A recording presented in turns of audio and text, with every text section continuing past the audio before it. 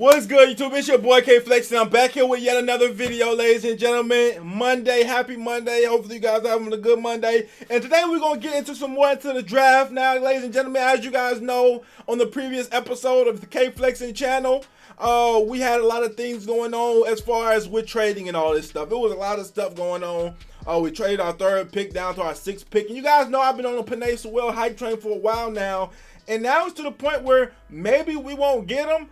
And so now I pretty much have to recalibrate my whole entire draft idea, which not too much. If we would have actually traded back to 12, I would have had to recalibrate everything.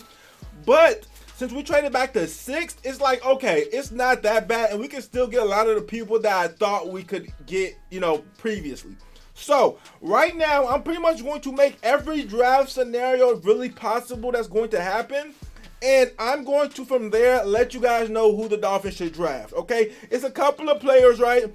But at the end of the day, I'm leaving no stone untouched.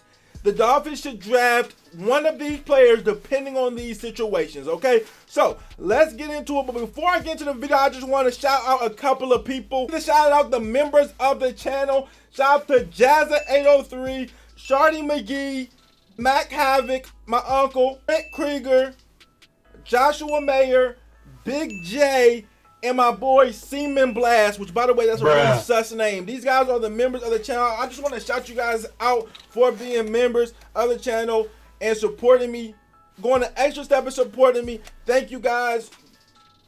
I appreciate you guys. And now let's get into the actual video. I'm looking at the draft and I'm saying this, okay? I'm finna just do a mock draft right here. And from there, I'm going to let you guys know who we should pick based on whichever scenario. So, getting into it. The Jaguars are drafting Trevor Lawrence. There's no reason to overthink this. Let's just go ahead and give them Trevor Lawrence. The Jets are drafting Zach Wilson. There's no reason to overthink this. Let's give them Zach Wilson. I mean, maybe they won't. Maybe they'll end up getting something else. But more likely they're getting Zach Wilson. And we'll do another situation where maybe they don't get Zach Wilson, but they probably will. The 49ers are not trading all these assets to not get a quarterback. I don't care what they're saying. I don't care what John Lynch, the GM, is saying. I don't care about none of that. They are getting a quarterback. They know they're getting a quarterback. I hate to break it to people. GMs and everything, they lie all the time. They're getting a quarterback, okay? They're getting Justin Fields, all right? And if they're not getting Justin Fields, they're getting Zach Wilson, whichever one that the Jets don't get. These first 3 picks are pretty much locked in. These are the 3 picks right now, the Bengals, the Dolphins, and the Falcons. These 3 picks, these are not locked in. These are the picks where it could be some variance. The first 3 picks, in my opinion, get in the comment section, let me know what you guys think, but those first 3 picks are locked in. There is nothing, like, it might not be this order. Trevor Lawrence is locked for number 1. Maybe Zach Wilson goes to the 49ers. Maybe Justin Fields goes to the Jets. But regardless of the situation, those 3 people are going to be the first 3 picks off the board. Now, we get to the Falcons. There's a very good chance they get a quarterback, but let's just say for the sake of argument, and this is my dream scenario right here. This is my dream scenario draft that I want to happen for me to get my favorite prospect. So, and we're going to go to the other scenarios as well. But let's just say the Falcons decide we want to get Kyle Pitts. He's a generational talent. They go out and get Kyle Pitts. Let's say the Bengals decide, I've been hearing some things about Jamar Chase. They need another receiver to pair with Tyler Boyd and T. Higgins. You know what I'm saying? So they decided to get Jamar Chase. In my dream scenario, the Dolphins would then get Penei Sewell at number 6. Now, this is my dream scenario. So let me scroll up. As you guys can see, Trevor Lawrence was drafted first.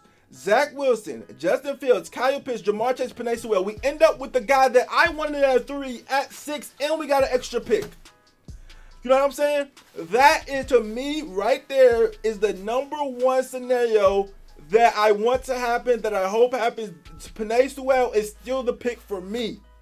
Now, I'm going to scratch that. And let's say, all right, so we got the first 3 already. I'm picking these for the first 3 already. Let's say all the quarterbacks go off. And then you end up with the Falcons. And the Falcons decide that they still want Kyle Pitts, the generational talent. But the Bengals actually do the smart thing, what they should do, and decide to protect Joe Burrow. And they draft Penei Sewell. Now, it's our pick. And my favorite prospects on the board, ladies and gentlemen, we're getting Jamar Chase, period. Or Devonta Smith. To me, this is the realistic worst case scenario. We'll do the complete worst case scenario in a second, but to me, this is the realistic worst case scenario. And honestly, we're getting Jamar Chase in the worst case realistic scenario. So again, a lot of people wanted Jamar Chase even at 3. And this is what I'm saying. Trading back to 6 really didn't matter. So to me, Jamar Chase would be the pick right here. And this is the most realistic worst case scenario. All right. Now, this is my second favorite scenario. So my first one is the Panay. I think we take Jamar Chase at the worst case realistic scenario. Now, this scenario right here is the one where it's second to Panay Sewell for me. Would be this scenario. All right, so let's just get to the realistic. Let's go ahead and get the quarterbacks off the board. All right, so the quarterbacks get taken. Let's say the Falcons decide that they want to get Panay Sewell. Let's say the Bengals decide that they want to add Jamar Chase, the best receiver in the class, according to a lot of people. Then we would get Kyle Pitts in this scenario. And I like this even over a receiver for the simple fact that, again, we got 15 receivers on the roster. Say what you want, but I think we had enough receivers. Bruh. And I'm not against drafting a receiver, especially in the later rounds, but I'm just saying for at 6th, to me, it's not necessary. But even with Kyle Pitts, just because he's a tight end, I've kind of been talked into, like, okay, I understand it, especially since we moved back to 6. People kind of have talked me into it and kind of have beat it in my head that, yo, we run all these 2 tight ends, yo, he's going to be better. And with the combination of Gesicki being on his final year of his rookie contract, and we don't know if we're going to extend him. We already extended Jason Sanders, you know what I'm saying, who was on the final year of his rookie. So it's like, why didn't we extend Gesicki? Did we not have the money, or what was going on? It's like, do we want to keep him past this year?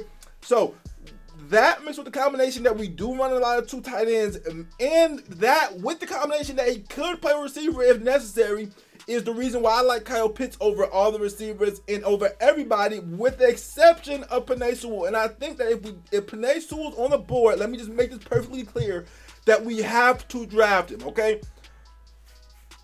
So but this right here is my second favorite scenario. As y'all can see, the quarterbacks got taken, Panay Sewell got taken, Jamar Chase got taken, and then we ended up with Kyle Pitts, okay? That is my second favorite. And if this ended up happening at 18th, I guess I should have been doing 18th too. I should have been saying who I wanted at 18th. 18th though, I would probably want, in this scenario right here with who's available, I'd probably want Owosu. Or actually, look, I heard Gregory Rosé was pretty good. But whatever.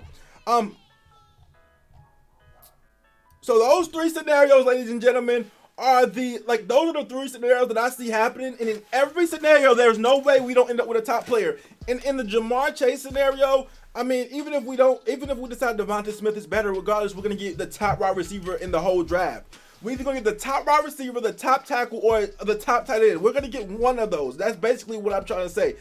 My favorite would be getting the top tackle.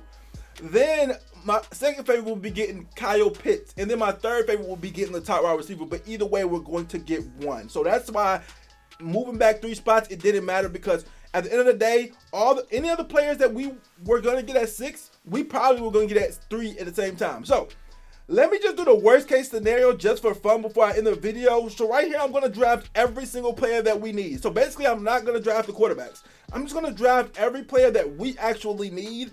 And I'm just going to see like if I can still find a good pick. So let's just say for whatever reason, all our picks, all my favorite picks, Kyle Pitts get taken, Jamar Chase get taken,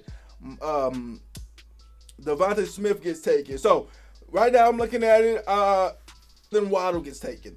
This is the worst case scenario right here, ladies and gentlemen. There is no worst case scenario than this.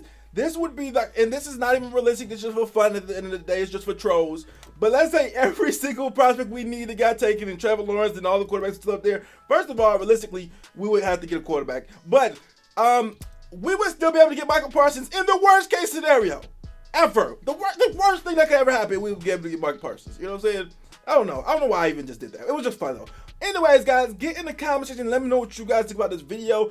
Do you guys, which which one of the scenarios was you guys' favorite? Was it the one where we ended up with Pitts? Was it the one where we ended up with Jamar Chase? Or was it the one where we ended up with Sewell? My favorite one was the one where we ended up with Sewell, okay? Get in the comments and know what you guys did. Like, comment, subscribe. Roll to 11K. Your boy K Flexing. I'm out.